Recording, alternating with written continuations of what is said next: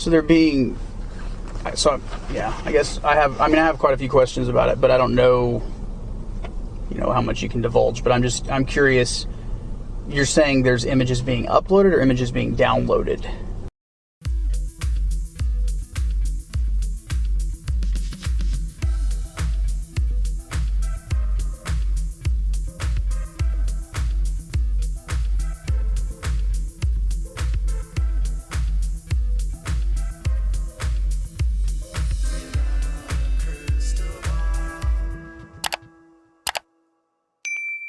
Hey everyone, it's Katie from Without a Crystal Ball. Welcome back to my channel. It is Wednesday, May 11th. I hope you're having a wonderful day.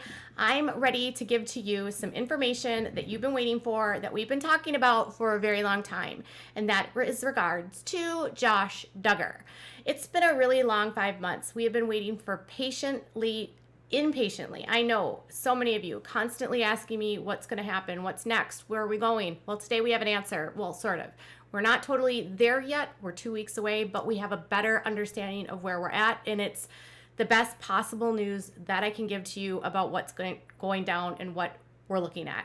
So before I give you the details about what's happened today, do me a favor, make sure that if you haven't subscribed to the channel, make sure you've subscribed to the channel.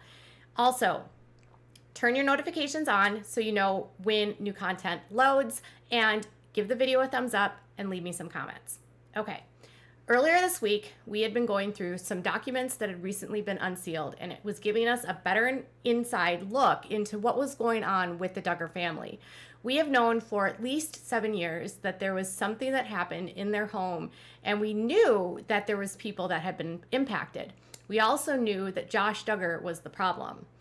So for a lot of us, coming to this point is a moment for many of us to maybe take a sigh of relief and think, oh, I can breathe now. It's also a moment of like a sigh of relief for the sisters. Today, we find out that there's a number now. It's been a long, big speculation. When we first started, the whole thing was he's facing up to 40 years. Well, now we know that he can't face up to 40 years. The max he can face is 20 years, and that's what they want, 20 years. So there's a lot of factors that come into play whenever there is a number that's provided by the government. And they have to do a report that gives and itemizes everything, all the aspects about Josh, all the factors about Josh, all the factors about what he's done, all the factors about what was found, all the factors about the ages, the content, the kinds. There's a lot of details, and I did a video to help explain to you how it's all put together. Last week I did a video to help explain to you what this was going to be. What were they going to be talking about in this specific memorandum? Well, in this memorandum, what they did was they took a look at Josh's PSR report that was placed by the PO, which was, I think it was in February or in March that was filed in court. So everything at that time was under seal. And so we didn't really know what was contained in that report. I did an estimation based on the knowledge I had of the case. I went into the sentencing guidelines. I looked at all the factors. I looked at all the variables. I looked at all the numbers. And I think I came up around the max. I said based on the score, I think the score I thought I got at the time was around 39 or 40. That's where I believed he would land. Now, there's been a lot of information out there about people claiming it's going to be 7 years, it's going to be 5 years. I had a feeling from the very beginning that this wasn't going to be a 5-year case. It wasn't going to be a 7-year case because of what this involved, what it encompassed. And really, I got a sense because I paid attention to the filings, and I paid attention to how Carly Marshall and Dustin Roberts and these amazing U.S. attorneys were speaking. And when they filed this in court today, they said that there was the final PSR asked for 360 months to life, but it was capped at 240 months because that's all that he can get. So if they could, based on what he was scored, if they could, they would give him 360 months, which is 30 years. If they could, that's what they would give him, but they can't. The max they can ask for is 20.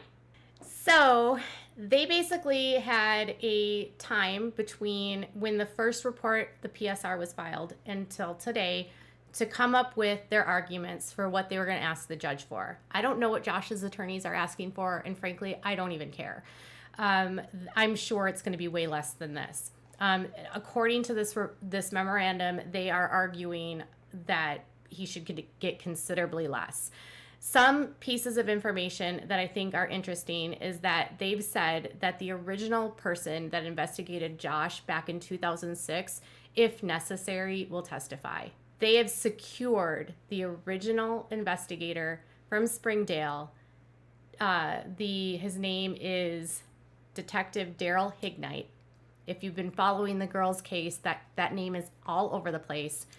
If they need to, at sentencing, the original officer that investigated Josh in 2006 will testify at sentencing.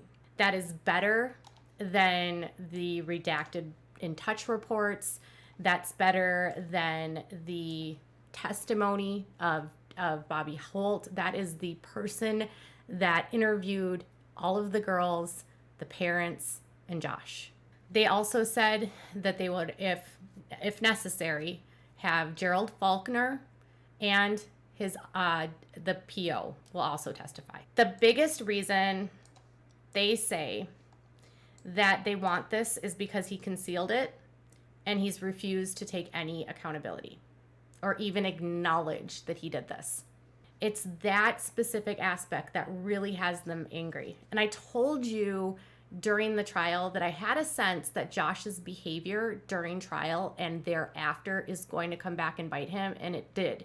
It came back and bit him really bad because he still hasn't accepted responsibility. He is still blaming a family friend. He is still trying to get out of this by all means necessary. And he's even denying literally what he factually put in record in 2017 when he filed a lawsuit. He's denying that. So they believe that he needs the max.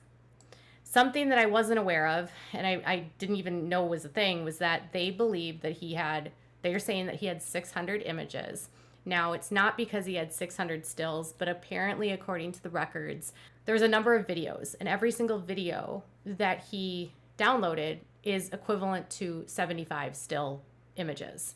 And because of that, they say that he had over 600 images found. So you can have an image or like a video, if it's like 5 minutes in length, that would be equivalent to 75 images. So the total number for sentencing purposes, they're placing him at over 600.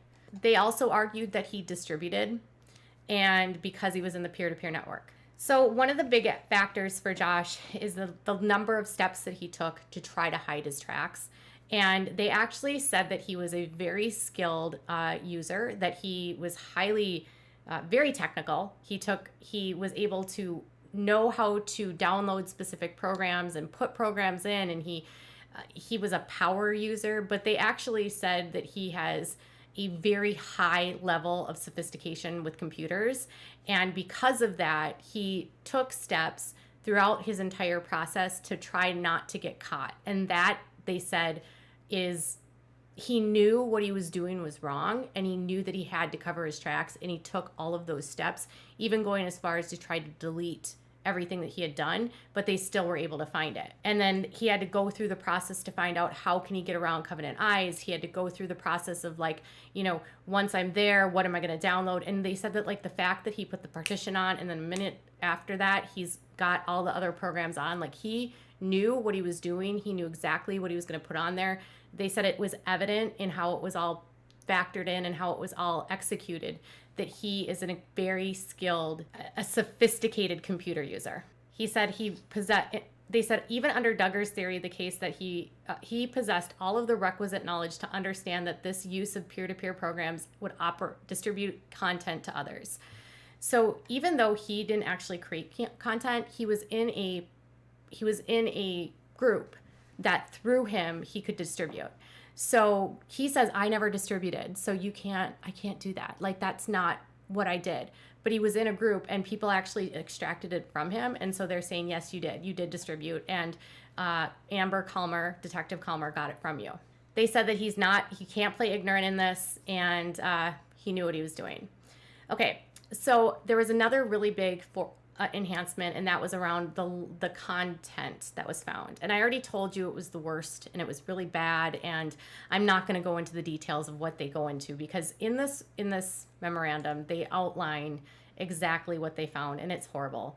And let's just say that they are asking for the maximum enhancement, and they say that he is looking at the worst stuff online, okay? And that because of what they found, he should get the max, which is a 4-level enhancement. They also said that he has a pattern of engaging in this type of activity and doing things to other people. So this is where they bring up what happened with the 4 sisters. And they talk about Bobby Holt. They talk about how, what she testified to. They even brought up Jim Bob Duggar. They said that there was enough evidence. He also filed the lawsuit where he stated these things as fact. And now he's trying to say that he didn't do these things. And even if he did do these things, he was a minor when it happened. And they basically say that doesn't matter, because in cases like this, it just means that he's progressed and that he didn't get any better. Even though he's technically considered a first-time offender, they're not really considering him a first-time offender. This is taking into account what his actual, outside of this conduct that was charged, what else has he done that is similar, and that's what they say is similar, and it shows that he has a pattern of behavior, and it hasn't gotten better. In fact, they said it's gotten worse. But the interesting thing is that they brought up the lawsuit of the girls. They said, in 2017, members of the Duggars family sued various state and local government agencies in federal court. And 1 month after they filed the suit, Duggar also, through his attorney, filed a lawsuit as well. And under that lawsuit, he made a statement of facts, which basically stated that he had done these things, but, it should have been sealed. He was a minor, and it was one of the worst stuff that could have been released about him. He didn't deny anything. He didn't deny what happened. So they say that now that he's coming back and saying, I didn't do that and it's not applicable, they say BS. So that is a 5-level enhancement that they want. They want the max enhancement for that. Duggar says they only found 127 images, but they say they found over 600. I already explained that to you. They brought up his interview with Faulkner in terms of, they go through the nature and circumstances of this offense. They brought up how when Josh was in the car with Agent Faulkner, the first thing that comes out of his mouth was someone downloading this before they'd even said a word to him about why they were there or anything that they were looking for. So, and then he tells them what's on his computers. They bring up the fact that these same things are found on his phone. He's the one that's using this. It's on his Apple iPhone. It's on his MacBook. He's the only one using it. He's the only one that accessed it. He was the only one that was on that Linux partition. The Linux partition had his password from an established password that he was using for other accounts. He went to great lengths to not only obtain it, but then to conceal it. And they said that the Linux partition did that to conceal it. So what they said that even though it's not in hands-on, even though what he did wasn't hands-on, these kids are real children. What they're watching really happened to them. And every single person that watches what happened to that child is contributing to hurt for that child. In fact, one of the children that was in the images that was recovered off of his computer or in the videos, their parent, their mother, wrote a statement to the court about their daughter. This is what the mother said. I can find no words to express the fury I feel at those who participate in this, or my scorn for any attempt to minimize the responsibility by feeble claims that this was victimless. My daughter is a real person. I asked my daughter what she most wanted to ask of the judge, her request. Please don't let them pretend no one's getting hurt. She had some words for the defendant as well. Don't you know that no one should do that to a little girl? Don't you know it hurts? They said this was one parent of many that are a part of this.